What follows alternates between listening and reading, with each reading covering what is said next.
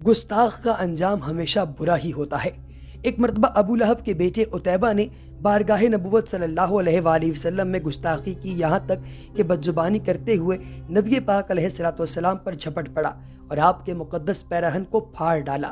اس گستاخ کی بے ادبی سے آپ کے قلب نازک پر انتہائی رنج و صدمہ گزرا اور جوش غم میں آپ کی زبان مبارک سے یہ الفاظ نکلے: اللہم صلی تا غالب قلب من کلابک، اے اللہ اپنے کتوں میں سے کسی کتے کو اس پر مسلط فرما دے۔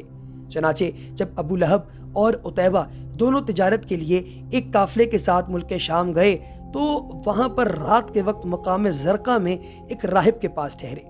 راہب نے قافلے والوں کو بتایا کہ یہاں درندے بہت ہیں، اس لیے تمام لوگ ذرا ہوشیار ہو کر سوئیں۔ سن کر ابو لہب نے قافلے والوں سے کہا کہ اے لوگو، محمد مصطفیٰ صلی اللہ علیہ وآلہ وسلم نے میرے بیٹے عتیبہ کے لیے ہلاکت کی دعا کی ہے، لہٰذا تم لوگ تمام تجارتی سامان کو اکٹھا کر کے اس کے اوپر عتیبہ کا بستر لگا دو اور سب لوگ اس کے ارد گرد سو جاؤ تاکہ میرا بیٹا درندوں کے حملے سے محفوظ رہے۔ چنانچہ قافلے والوں نے عتیبہ کی حفاظت کا پورا بندوبست کیا، لیکن رات کے وقت اچانک ایک شیر آیا اور سب کو سونگتے ہوئے کود کر عتیبہ کے بستر پر پہنچا اور اس کے سر کو چبا ڈالا۔ لوگوں نے شیر کو تلاش کیا مگر کچھ بھی پتہ نہیں چل سکا کہ یہ شیر کہاں سے آیا اور کدھر چلا گیا۔ اس روایت سے ثابت ہوتا ہے کہ گستاخوں کو تحفظ دینے والے لوگ ابو لہبی طریقے پر عمل کرتے ہیں، کیونکہ اس نے بھی اپنے گستاخ بیٹے کو تحفظ دیا، اور اہل اقتدار ابو لہب کے طریقے پر چلنے والے کیا سمجھتے ہیں کہ پھنسے کو تحفظ دے لیں گے؟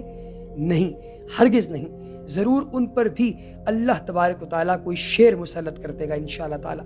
اور ایک اور بات قابل غور ہے پیارے دوستو، نبی پاک علیہ الصلوۃ والسلام نے ارشاد فرمایا اے اللہ اس پر کتا مسلط کر، لیکن روایت گواہ ہے کہ شیر مسلط ہوا۔